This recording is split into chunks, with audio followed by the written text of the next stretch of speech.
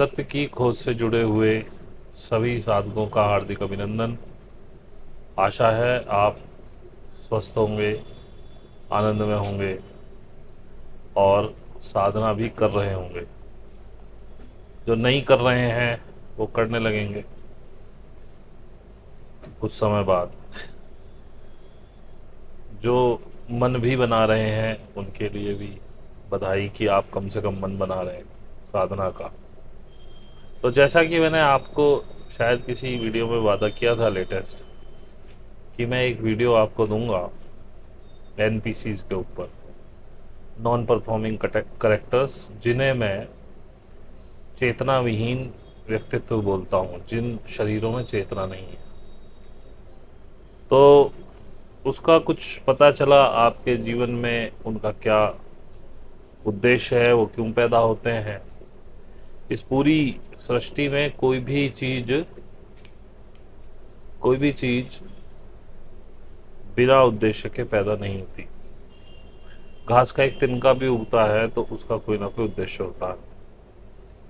तो इतने बड़े बड़े समूहों में ये चेतना विहीन व्यक्ति कैसे पैदा हो गए।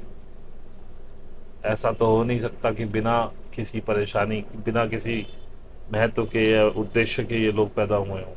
पहले मैं भी नहीं जानता था, अभी कुछ ही दिनों पहले ये रहस्य उद्घाटित हुआ, तो मैंने सोचा आपको बताया जाना चाहिए। आगे बढ़ने से पहले फिर से अपील, यदि आपको ये चैनल अच्छा लगता है, आपको आपके ज्ञान में कुछ वृद्धि होती है, तो कृपया आप इस चैनल को सब्सक्राइब करें, इसकी वीडियोज़ को लाइक करें, शेयर करें और आपके कमेंट्स का हमेशा से स्वागत है। यदि आपको लगता है कि मैं कुछ अच्छी बातें बता पाता हूँ, आपके ज्ञान में वृद्धि हुई, आपके व्यक्तित्व में कोई वृद्धि हुई हो, तो कभी कभार कमेंट भी कर लिया करें, क्योंकि उससे कुछ भी है एक और आगे काम करने का बल तो मिलता ही है कि भाई ठीक है, हम जो कर रहे हैं वो सही जगह पहुंच रहा है। हालांकि आप ये करें ना करें, जब से मैं कर रहा हूँ, ये चैनल शुरू किया है तब से मैं करता ही आ रहा हूँ, और जब तक प्रकृति या मेरे गाइड्स का आदेश है तब तक ये चलता रहेगा। फिर भी अगर आप किसी से कुछ ले रहे हैं तो सोच लीजिए एनर्जी एक्सचेंज ही हो गया। बाकी डिस्क्रिप्शन में हमारा फेसबुक पेज है, वहाँ फ्रेंड रिक्वेस्ट भेजिए। इंस्टाग्राम है, उसे फॉलो कर लीजिए तो आपको रील्स वगैरह मिलती रहेंगी। इसे भी सब्सक्राइब करने से शॉर्ट मिलते हैं जो आपकी जर्नी में सहायता देते हैं। और यदि कोई ध्यान सीखना चाहता है, जिसका मन पक्का हो गया, देखिए पहली बात तो ये सुन लीजिए, जो मन पक्का जिसका बन गया हो कि अब मुझे करना नहीं है कुछ भी, मुझे ध्यान जरूर सीखना है, वही आए भाई। मेरे को ये बिल्कुल पसंद नहीं है। हालांकि जैसा मैं पहले भी कह चुका हूँ, यदि आप आएंगे स्वागत तो आपका है, मैं तो सिखाने के लिए बैठा हूँ। पर अगर आप महीने 2 महीने के हिसाब से आ रहे हैं या अभी कच्चे हैं तो मत आइए। पैसों की आवश्यकता नहीं है, सीरियस लोगों की आवश्यकता है। ये 1-2 महीने का, 6 महीने का, साल भर का काम नहीं है। तो जब आपका जीवन का मुख्य उद्देश्य उस परमात्मा से मिलना रह गया हो, तभी आप आए। नहीं तो पैसे लेके सिखाने वाले बहुत लोग बैठे हैं, आप उनके पास चले जाइए जो मंथली या 6 मंथ या 3 मंथ्स के कोर्स कराते हैं। भाई यहाँ तो जीवन पर्यंत का कोर्स है, ऐसे मान के चलिए। तो ज़्यादा समय न लेते हुए मुद्दे की बात पर आगे बढ़ता हूँ कि ये चेतना विहीन व्यक्ति एनपीसीज क्या हैं, क्यों हैं, कैसे हैं। इसके साथ साथ आपको 1-2 चीज़ और बताऊंगा। पूरा पैकेज है ये वीडियो। आशा है आपको अच्छा लगेगा, आपके ज्ञान चक्षु कुछ खुलेंगे इसमें। तो मैं बता दूं, आपके आसपास बहुतायत में एनपीसीज हैं, या जिन्हें मैं कहता हूं जिन व्यक्तियों में चेतना नहीं है वो व्यक्ति घूम रहे हैं। तो ये पैदा क्यों होते हैं, ये तो मैंने आपको बता दिया कि ये हमारे डीएनए में इतना पोर्शन ऑलरेडी डिकोडेड है, जिससे सेल विभाजित होता है, सारे ऑर्गन्स बनते हैं, माइंड बनता है। उसके बाद माइंड के द्वारा इन सारे ऑर्गन्स को कैसे चलाया जाए, भूख कैसे लगे, खाना कैसे खाया जाए, दूध कैसे पिया जाए, सूसू पोटी कैसे हो, पसीना कैसे निकले, ये सारी चीज़ें डिकोडेड व्यवस्था में वहाँ डीएनए में पड़ी हुई हैं। तो जब भी कोई मदर का एग फैच होगा, चाहे वो मनुष्य हो, चाहे वो जानवर हो, चाहे वो पक्षी हो, तो उसका जो डीएनए है, जितना भाग डिकोडेड है उतने भाग में वो कार्य अपने आप शुरू कर देगा। उसमें किसी परमात्मा, किसी भगवान की आवश्यकता नहीं है। और पशुओं में, पक्षियों में, कीट पतंगों आदि में अधिकतर उनका जितना डीएनए वो टोटल डिकोडेड फॉर्म में है। उसमें कुछ भी ऐसा नहीं है कि उन्हें कुंडलनी जागृत करके कुछ डीएनए का भाग और पहचानना हो, कुछ और डिकोड करना हो ताकि वो अपने जीवन को और अच्छा बना पाए। ऐसा कुछ नहीं है उनके साथ, उनका टोटल डिकोडेड है। हमारे डीएनए में केवल 2-4% ही डिकोडेड है, बाकी का भाग पूरा का पूरा एनकोडेड पड़ा हुआ है। उस पर एनक्रिप्शन चढ़ी हुई है, आपको उसको डिक्रिप्ट करना पड़ेगा, उसमें की लगानी पड़ेगी डिक्रिप्शन की, तब जाके वो खुलेगा, तब आपके समझ में आएगा। और वो मैंने पहले भी आपको बताया था कि भाई जैसे जैसे आप साधना में आगे बढ़ेंगे, जैसे जैसे आप फियर से बाहर आएंगे, जैसे जैसे आप आनंद में रहना शुरू करेंगे, तब ये कीज धीरे धीरे लगनी शुरू होती हैं और धीरे धीरे आपको स्ट्रैंड्स खुलते हैं डीएनए के, और उनका जो ज्ञान है वो अंदर से ही आपको आना शुरू हो जाता है। बहुत से मेरे पास भी जो साधक हैं वो कहते हैं, वो अंदर पता नहीं किससे बात कर रहे हैं और वहाँ से जवाब मिल रहे हैं उनको, बोले जी हमें तो माँ का ऐसा जवाब आया। तो मैं हमेशा कहता हूँ कि ऐसे जवाब नहीं देती है कुंडलनी। कुंडलनी का जवाब अलग तरीके का होगा। जो अंदर से कोई बोल के आपको बता रहा है वो तो नेगेटिव एनर्जीज हैं, जिन्हें आप भूत या प्रेत कहते हैं, सभी के पास हैं, मेरे पास भी हो सकते हैं। जब तक आपको वो पैटर्न पता नहीं चलेगा कि आपका डीएनए कैसे आपको जवाब देता है, कैसे वो ज्ञान आपके अंदर फुहारे मारता है, एक दो बार जब आप कर लेंगे तब समझ में आएगा अच्छा ये ऐसे होता है। इसको समझाने के गुरु की आवश्यकता होती है, गुरु के बिना ये नहीं समझा जा सकता। और असली गुरु वही है जो आपको कंपेल ना करे किसी बात के लिए कि जी मैंने कहा है इसलिए मान लो, मैं कह रहा हूँ इसलिए सत्य है। असली गुरु वही है जो आपसे हमेशा कहेगा कि भाई ये मैंने जाना है, आप भी करिए और स्वयं जानिए और जान करके इसे अपनाइए। मेरी कोशिश यही रही है, आज तक मैं हमेशा यही करता रहा हूँ। बात थोड़ी सी भूमिका बनाने की थी ताकि आप एनपीसी तक पहुंच सकें। अब एनपीसीज यही जो लोग केवल एक संभोग के द्वारा, अंडा मदर का फैच हो गया, बच्चा किसी भी स्पीसीज का हो, बाहर आना ही आना है, ये लोग एनपीसीज ही होते हैं। अब किसी किसी शरीर में चेतना प्रवेश करती है और वो भी चेतना स्वयं चुनती है, उसका कोई एल्गोरिदम होगा, या तो स्वयं चुनती होगी या अपने करंट एनर्जी पैटर्न के हिसाब से कुछ जो डिवाइन मैट्रिक्स है उसका कोई पैटर्न होगा कि वो किस तरीके से आपको किस शरीर में स्थापित करे। तो ये सारा खेल है, एक एक गेम है ये पूरा, इसे रचा गया है। किस लिए रचा गया है? वही जो चेतना, जिस जिस शरीर में वो चेतना है, उसी की यात्रा के लिए पूरा गेम रचा गया है। एनपीसीज का कोई फर्क नहीं पड़ता, अपने मार दो या जिंदा रखो, कोई फर्क नहीं पड़ता। लेकिन वो जो आसपास आपके एनपीसीज हैं, कोई आपकी भाई बन के है, कोई बहन बन के है, कोई माँ बन के है, कोई बाप बन के है, कोई सास ससुर बन के, साली साला, मित्र, पड़ोसी, बॉस, आपके नीचे काम करने वाला एम्प्लॉई, ये चेतनाएं बहुत कम हैं। चेतना वाले शरीर बहुत कम है आज भी इस धरती।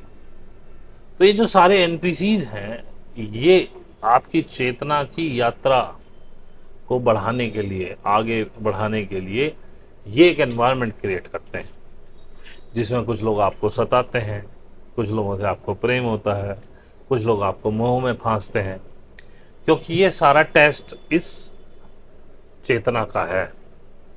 जिस शरीर में वो चेतना है उसको ये टेस्ट देना है, और वही व्यक्ति इन सब चीज़ों को पार करते हुए आगे निकल के जाता है। इसी को हम चेतना कहते हैं, यही चेतना की यात्रा है।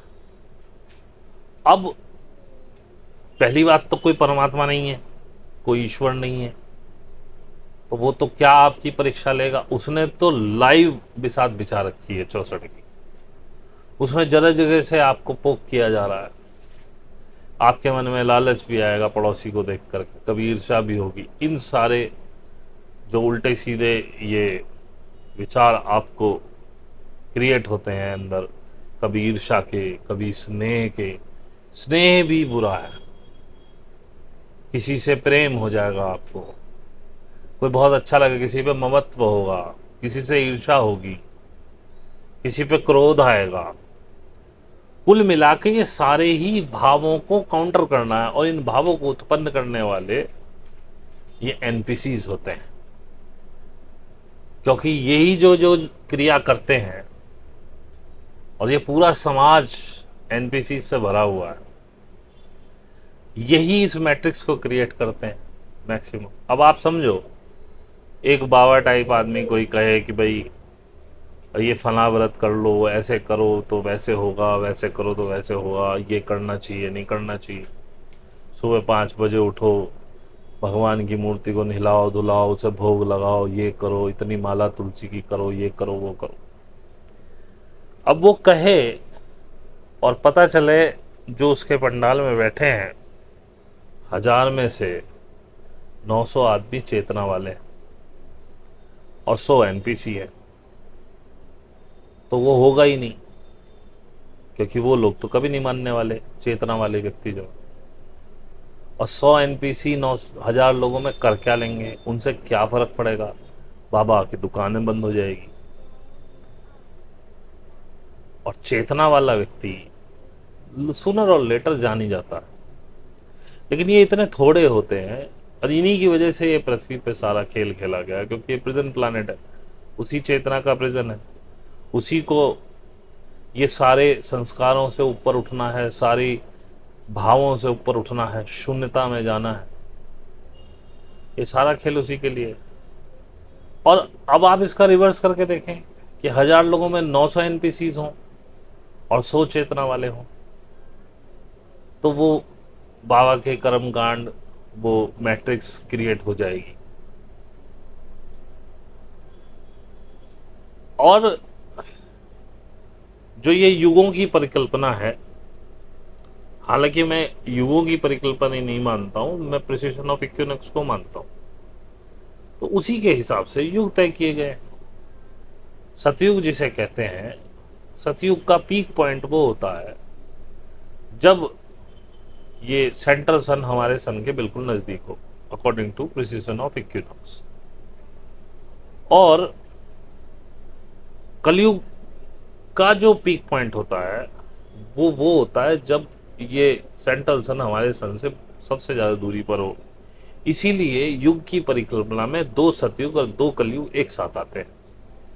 तो जैसे कि ये पीक पॉइंट है, तो ये सतयुग चला पहला, अब पीक पे आया, ये सबसे ज़्यादा कॉन्शियसनेस लेवल है। उसके बाद ये दोबारा सतयुग नीचे आना शुरू हो गया। ऐसे ही कलयुग में होता है। कलयुग में ये निचला पॉइंट होता है। तो एक कलयुग शुरू हुआ, अपने लोएस्ट पॉइंट पे आया, उसके बाद ये अपने दूसरा कलयुग शुरू हुआ, यहां से चेतना बढ़नी शुरू होती। तो अभी जो आप देख रहे हैं, चेतना अपने लोएस्ट पॉइंट पे तो आके जा चुकी बहुत पहले। अभी चेतना ने बढ़ना शुरू किया है, लेकिन क्योंकि अब हम नए युग की तरफ जा रहे हैं, एनपीसीज की भरमार है, उन्होंने मैट्रिक्स को और सघन कर दिया है। क्योंकि नए युग में, जिसे आप युग कहते हैं, मैं कहता हूं कि चलो अब प्रिसिशन ऑफ इक्विनॉक्स में कोई पॉइंट्स नहीं है, तो युगों को ही पॉइंट्स मान लेते हैं। तो जो कलयुग से आगे द्वापर में आपको जाना है, जिसका कहते हैं संयुग चल रहा है, लास्ट चल रहा है, तो कलयुग का जो सघन मतलब सघनता है कलयुग की, वो 2030 के बाद नहीं दिखेगी। तो ये जो आने वाले 6 साल हैं, अभी 24 चल रहा है, 25 शुरू होने ही वाला, समझो 2 महीने रह गए, 2.5 महीने। तो 25 से 30 तक के जो ये 6 साल है, क्योंकि 25 आपने अभी जिया नहीं है, तो 25 भी पूरा इंक्लूड होगा। ये जो 6 साल है, ये समझिए कत्लो गारत के साल है। इनमें इन एनपीसीज का खत्म होगा, क्योंकि बिना एनपीसीज के आप मैट्रिक्स नहीं चला सकते। और एनपीसीज आपने तोड़ दिए, खत्म कर दिए, तो मैट्रिक्स स्वयं टूटनी शुरू हो जाएगी। लेकिन ये 6 साल आपकी परीक्षा के भी हैं, क्योंकि यदि आप इन एनपीसी से चिपके रहेंगे तो आप आगे नहीं जा पाएंगे। आप स्वयं भी परेशान हो जाएंगे, आत्महत्या कर लेंगे, किसी भी वजह से अपनी हत्या कर लें या कुछ भी कर लें। तो यही आपके टेस्ट का भी सबसे सबसे हैवी टेस्ट इन 6 सालों में होना है, क्योंकि बेस्ट वंस और चेतना वाले लोग, उनमें भी बेस्ट लोग जिन्होंने चेतना पे काम किया है, वही लोग 2030 के बाद, 32 के बाद, 35 के बाद रह पाएंगे। मैं ये नहीं कह रहा हूँ 30 के बाद जो लोग रहेंगे वो सारे उच्च चेतना के होंगे, वो लोग भी होंगे जिन्होंने काम करना शुरू कर दिया, जो चेतना बढ़ाने की सबको मौका मिल रहा है। लेकिन आप ये मत समझिए कि 30 कूदते ही आप तुरंत सतयुग में या द्वापर में आ गए। ये जो इतना रायता फैला हुआ है, इसको काउंटर करने के लिए जब ये मैट्रिक्स की एनपीसी खत्म होंगे, मैट्रिक्स टूटनी शुरू होगी, उसमें भी आगे शायद 20 साल लग जाए सेट होने में, 2050 तक गाड़ी पहुंचे। तो उसके लिए तैयार रहो। तो ये जो एनपीसीज हैं, ये केवल मैट्रिक्स को क्रिएट करते हैं, आपको बिना मतलब की चीज़ों में फंसाने के लिए इन्होंने जन्म लिया है, मैट्रिक्स को क्रिएट करने के लिए जन्म लिया है, दुनिया भर के भावों में फंसा। क्योंकि ये आपका 12th 10th इंटर के एग्जाम्स नहीं है, ये आपकी चेतना का एग्जाम है। और जो ये चेतना का एग्जाम ले रहा, जिस भी प्लैनेट से आपकी चेतना यहाँ आई है, वो प्लैनेट वाले जरा भी बेईमानी पसंद नहीं करते। उनको वही विशुद्ध लोग चाहिए जिन्होंने खुद पे काम किया है। नहीं तो इन चेतना वाले व्यक्तियों को जो इसमें पास नहीं हो पाएंगे, वो दूसरे प्रेजेंट प्लैनेट पे जाएंगे, जो ऑलरेडी वर्क कर रहा है इस समय। और मैंने सुना था, मुझे नाम उसका याद नहीं है, टेक्निकल सा नाम था, कुछ नंबर वंबर थे। तो चेतना की यात्रा खत्म नहीं होगी, लेकिन इस प्लैनेट पे अब वो लोग रहेंगे जो वास्तव में 5D चेतना के लोग होंगे। 30 निकलते ही 5D वाले नहीं बच पाएंगे। हाँ, वो लोग होंगे जिन्होंने काम शुरू कर दिया, उसके बाद 10-20 साल का और आपको गैप मिलेगा, ग्रेस मिलेगा, लेकिन उसमें लगातार काम करने की जरूरत। तो ये वो लोग एनपीसीज हैं, इनके साथ आपको कुछ सपोर्टिव करेक्टर मिलते हैं। कुछ लोग आपकी जिंदगी में ऐसे होंगे जो आपको सपोर्ट करेंगे। जैसे मैं देख रहा हूँ हमारे ग्रुप में कुछ लेडीज़ हैं, कुछ जेंट्स हैं जिनको उनकी लेडीज सपोर्ट करती हैं, कुछ लेडीज़ को जेंट्स सपोर्ट करते हैं, बराबर उनकी फीस दे रहे हैं, चाहे छोटी छोटी बातों पे झगड़े टंटे होते हों। कुछ ऐसे हैं जो कहते ही नहीं कुछ, बोले ठीक है तुम करती रहो साथ में, उनसे कहो बोले हमसे मत कहो यार, हम नहीं करेंगे, क्योंकि उनको ज़रूरत ही नहीं है, वो सपोर्टिंग करेक्टर है। वो आपकी चेतना की यात्रा में आपको सपोर्ट करने के लिए यहाँ आए हैं। उनका कॉन्ट्रैक्ट इतना ही है, वो इस जीवन में मरेंगे और चले जाएंगे। जैसे हमारी एक साधक है, उनके हस्बैंड है, वो कहते हैं कि इसके सारे लक्षण तो ऐसे हैं कि जैसे ये अच्छी चेतना हो और बहुत पहुंचा हुआ व्यक्ति हो, पकड़ता कुछ नहीं है, और वो उनको रोकता भी नहीं है, उनकी फीस भी बराबर देता है, और उनसे कहता है अच्छा चलो साधना कर लो। नहीं तो हस्बैंड चाहे तो रोक सकता है, ऐसी भी हैं हमारे यहाँ जिनको रोकते भी हैं फिर भी करते हैं। तो कुछ लोगों को ऐसे सपोर्टिंग करेक्टर मिले हैं जिन्होंने या तो अपनी लाइफ बहुत ज़्यादा क्लिष्ट चुनी, या और भी XYZ। मैं देखो, मैं भगवान भगवान तो खैर कोई होता ही नहीं, मतलब मैं इतना पहुंचा हुआ तो हूँ नहीं कि मैं आपको हर चीज़ एग्जैक्ट बताऊं। ये भी जो कुछ मैं बता रहा हूँ, ये जो मेरे दिमाग में पिक्चर बनी है, मेरे सोचने के हिसाब से, मैं गलत भी हो सकता हूँ, इसलिए कभी मैं सही होने का दावा नहीं करता, इसलिए मैंने कभी गुरु होने का दावा नहीं किया। क्योंकि जैसे कि एक इतिहासकार है, वो अपनी किताब लिखता है तो वो उसके सामने तो कुछ हुआ नहीं, उसके सामने जो एविडेंसेस हैं उनके हिसाब से वो अपनी कथा बनाता है। अब उसके पॉइंट ऑफ व्यू में क्या है, वो गिलास को आधा खाली देख रहा है आधा भरा, उसके हिसाब से वो कहानी लिखता है। दूसरा इतिहासकार उसी कहानी में से दूसरी कहानी बनाता है, तीसरा तीसरी बनाता है, फिर कोई चौथा इतिहासकार होता, वो तीनों को पढ़ता, उनमें से एक नई कहानी निकाल देता। तो इसी तरह से ये चीज है, इनके कोई पर्टिकुलर ना सबूत है ना एविडेंसेस हैं, लेकिन मैंने इनको हर तरफ से जांचा तो मुझे इसमें कोई, इस विचार में जो मैं ये विचार प्रस्तुत कर रहा हूँ, ये जो कथा प्रस्तुत कर रहा हूँ, जो कहानी मैं आपको सुना रहा हूँ, इसमें मुझे कोई कमी दिखाई नहीं। तो एक सपोर्टिंग करेक्टर्स हैं आपके साथ जो आपको सपोर्ट करने के लिए पैदा हुए हैं, और तीसरे आप खुद चेतना के स्वामी जिनको आगे जाना है, उनके लिए पहले ही प्रकृति ने ऐसी व्यवस्था की हुई है कि उन्हें विभिन्न एनपीसीज के द्वारा खूब सताया जाता है, उनको चूस लिया जाता है, उनकी एनर्जी ड्रेन की जाती है, उनसे काम लिया जाता है पुचकार पुचकार के, फिर उनको गालियां दी जाती हैं, उनको बड़ा कष्ट होता है, और उस कष्ट की वजह से वो उस संसार में घुस नहीं पाते। ये प्रकृति की व्यवस्था, क्योंकि आप चेतना है, आपकी यात्रा है, आपको करनी पड़ेगी। उसके लिए आपको कुएं में ढकेलने के लिए भी एनपीसीज हैं, उसमें आपके सपोर्टिंग करेक्टर्स भी हैं, उसमें आप खुद भी हैं, और सोने पे सुहागा हो कि आपको कोई गुरु मिल जाए, कोई मार्ग दिखाने वाला मिल जाए। लेकिन गुरु की इज्जत या गुरु की बात को मानना केवल इसलिए नहीं क्योंकि गुरु ने कह दिया। आज तक आपको यही समझाया गया कि जो गुरु ने कह दिया वो बस मान लो आंख बंद करके, उस पर क्वेश्चन नहीं पूछना। लेकिन नहीं, मैं बुद्ध को पढ़ रहा हूं तो बुद्ध ने ये कभी नहीं कहा। बुद्ध के समय में शासन कहा जाता है, बुद्ध के शासन में हमें, तो शासन का अब जो शब्दार्थ है वो अलग है। उस समय अध्यापन को शासन कहते थे कि जिससे आप सीख रहे हैं तो यानी उसके शासन में है, और शिक्षक को शास्त्रा बोलते थे। तो आपको बुद्ध की किताबों में शास्त्रा और शासन बहुत मिलेगा।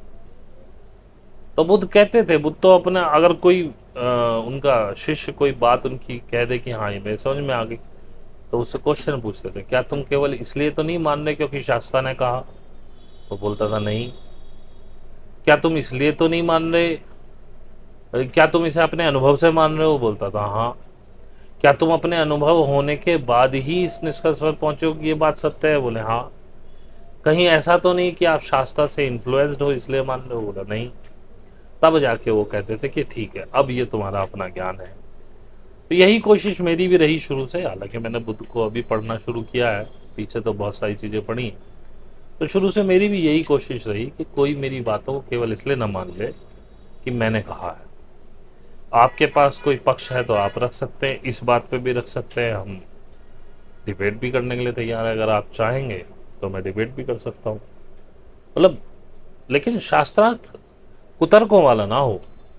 मैंने देखा बुद्ध के समय में बहुत से ब्राह्मण लोग, बहुत से क्षत्रिय उनसे शास्त्रार्थ करते थे, लेकिन एक खासियत थी मैंने देखी, उन लोगों में कलुषता नहीं थी। वो जो मानते थे उसको लेकर उनके साथ शास्त्रार्थ करते थे, अगर निरुत्तर हो जाते थे, अगर बुद्ध की बातें उन्हें रुचती थी तो क्षमा भी मानते थे और बुद्ध का शासन भी स्वीकार करते थे। शासन मतलब उनकी शिक्षा, उनका शिक्षण। नतमस्तक होते थे और प्रवर्जित होते थे, भिक्खु बनते थे। तो अगर कोई सही शास्त्रार्थ करना चाहे, जिसे शास्त्रार्थ बोलते हैं, मैं तो यही कहूँगा वाद करना चाहे, इस पर विवाद, विवाद तो गलत शब्द है, मतलब तर्क करना चाहे, तो मैं उपस्थित हूँ। क्योंकि तर्क अगर अच्छे हों तो ज्ञान बढ़ता ही है दोनों तरफ का। तो मैंने ये जाना कि एनपीसीज ये हैं, एक सपोर्टिंग करेक्टर है, एक आप है। आगे आने वाला समय मुझे बहुत अच्छा दिखाई दे रहा है क्योंकि मैं कंस्ट्रक्शन देख रहा हूँ, लेकिन जो डिस्ट्रक्शन देखेगा उसके लिए वो समय बहुत बुरा होने वाला है। आगे आने वाले समय में बहुत सी जाने जाएंगी, और बहुत सी का मतलब इतनी नहीं जो आपने कोरोना में तो कुछ भी नहीं देखा, वो तो स्टार्ट भी नहीं था, क्योंकि एनपीसीज को ख़त्म कर दिया जाएगा। और ये ऐसा भी नहीं होगा कि एकदम ही कोई गंडासा सा चल दिया जाए और सब खत्म हो जाए। धीरे धीरे होगा, कई फेजेस में होगा, लेकिन 2030 तक बहुत लोग मेरे अंदाजे से ख़त्म हो जाएंगे। मैं गलत हो सकता हूँ, क्योंकि ना मुझे कोई विज़न आया, ना मैं कोई ज्योतिष हूँ।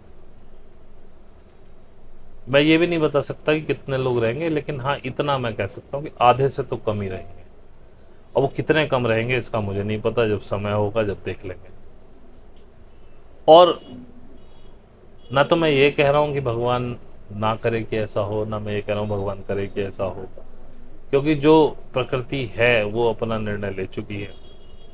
मुझे भी नहीं पता है वो क्या है। मैं भी उसमें जा सकता हूँ, कोई बड़ी बात नहीं है। आप उसमें जा सकते, कोई भी जा सकता है।